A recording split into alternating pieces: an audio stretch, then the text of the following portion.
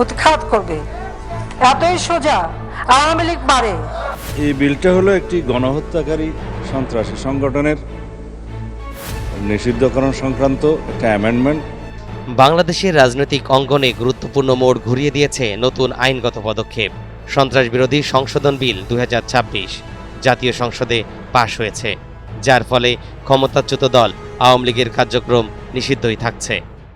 আমি সালাউদ্দিন আহমেদ, মন্ত্রী স্বরাষ্ট্র মন্ত্রণালয়, প্রস্তাব করছি যে সন্ত্রাস বিরোধী আইন 2009-এর অধিকতর সংশোধন কল্পে আরএফএল এসডব্লিউআর পাইপি মাপে যা বলে তাই দেয়। RFL SWR pipe and fittings. আনিত বিলটি সন্ত্রাস বিরোধী সংশোধন বিল 2026 মহান জাতীয় সংসদে উত্থাপিত আকারে পাশ করা হোক।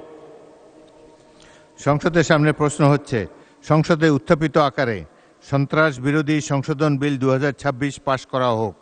যারা এই প্রস্তাবের পক্ষে আছেন তারা হ্যাঁ বলুন, যারা এই প্রস্তাবের বিপক্ষে আছেন তারা না বলুন। আমার মনে হয় হ্যাঁ জয়যুক্ত হয়েছে, হ্যাঁ জয়যুক্ত হয়েছে, হ্যাঁ জয়যুক্ত হয়েছে। 8 এপ্রিল বুধবার দুপুর 12:15টার দিকে জাতীয় সংসদে কণ্ঠভোটে পাশ হয় বিলটি।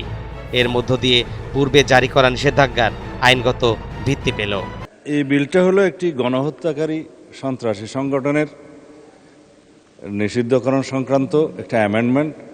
আগের যে আইন ছিল সন্ত্রাস বিরোধী আইন, সেটা অ্যামেন্ডমেন্টের জন্য মাননীয় বিরোধী দলীয় নেতা নিশ্চয়ই স্মরণে থাকার কথা, ওনারা এবং এনসিপির বন্ধুরা সবাই মিলে এটা আন্দোলন করেছিলেন।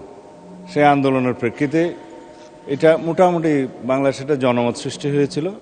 সেই প্রেক্ষিতে তাদের কার্যক্রম নিষিদ্ধ করা হয়েছে সন্ত্রাস বিরোধী আইনে, এবং অ্যাকর্ডিংলি সেটা নির্বাচন কমিশনে তাদের রেজিস্ট্রেশনটাও সাসপেন্ডেড হয়ে আছে।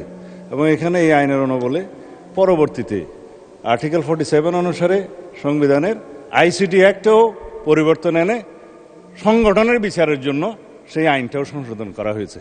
এখন আপনারা যদি এর উপরে আলোচনা করতে চান, আমার মনে হয় আরএফএল এসডব্লিউআর পাইপি মাপে যা বলে তাই দেয়। RFL SWR pipe and fittings. প্রায় 20 মাস ধরে দেশের রাজনীতিতে অনেকটাই অনুপস্থিত আওয়ামী লীগ। টানা 15.5 বছর ক্ষমতায় থাকা দলটি 24-এর 5 আগস্ট ক্ষমতাচ্যুত হওয়ার পরে আর সেভাবে রাজনীতিতে ফিরতে পারেনি। দলটির সিংহভাগ নেতা বিদেশে কিংবা কারাগারে রয়েছেন।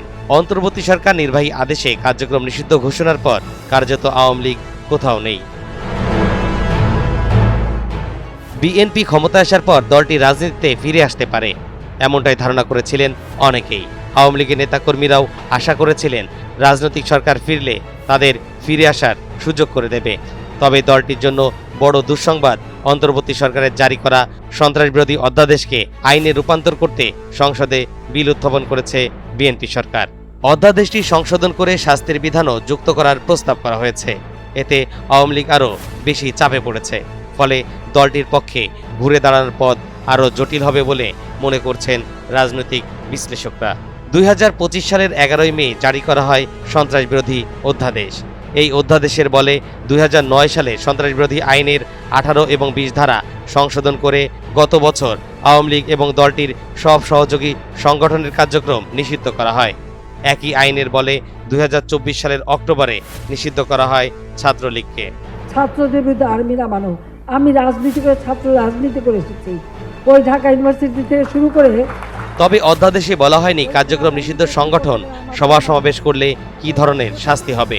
ফলে এতদিন আওয়ামী লীগের কার্যক্রম নিষিদ্ধ থাকলেও নিষেধাজ্ঞা অমান্য করার শাস্তির বিধান ছিল না।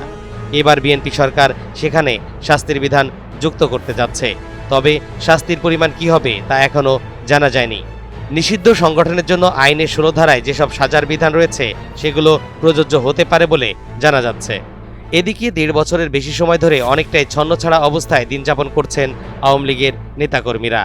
মামলা হামলা, জেল ও জুলুমের ভয়ে কোণঠাসা এক সময়ের প্রভাবশালী দলটির নেতাকর্মীরা। বিভিন্ন সময় রাজনীতিতে ফিরে আসার ঘোষণা দিয়েও আওয়ামী লীগ তেমন সুবিধা করতে পারেননি। এমনকি বিভিন্ন কর্মসূচি দিলেও রাজপথে তাদের উপস্থিতি তেমনটা চোখে পড়েনি। গত জাতীয় সংসদ নির্বাচনেও অংশ নিতে পারেনি আওয়ামী লীগ। তবে দলটি আনুষ্ঠানিকভাবে নির্বাচন বর্জনের ঘোষণা দিলেও কার্যত আওয়ামী লীগের বড় একটি অংশ বিএনপির বাক্সে ভোট দিয়েছে। মূলত জামাত এনসিপিকে ঠেকাতে বিএনপিকে মন্দের ভালো হিসেবে গ্রহণ করেছিল আওয়ামী লীগের নেতাকর্মীরা। আওয়ামী লীগের ধারণা ছিল রাজনৈতিক প্রতিপক্ষ হলেও বিএনপি তাদেরকে রাজনীতিতে জায়গা করে দেবে। তবে বিএনপি শেষ পর্যন্ত আওয়ামী লীগকে ছাড় না দিয়ে উল্টো তাদের রাজনীতিতে ফেরার পথ আরও কঠিন করে দিয়েছে বলে মনে করছেন রাজনৈতিক বিশ্লেষকরা। তরিকুল ইসলাম, এনটিভি অনলাইন।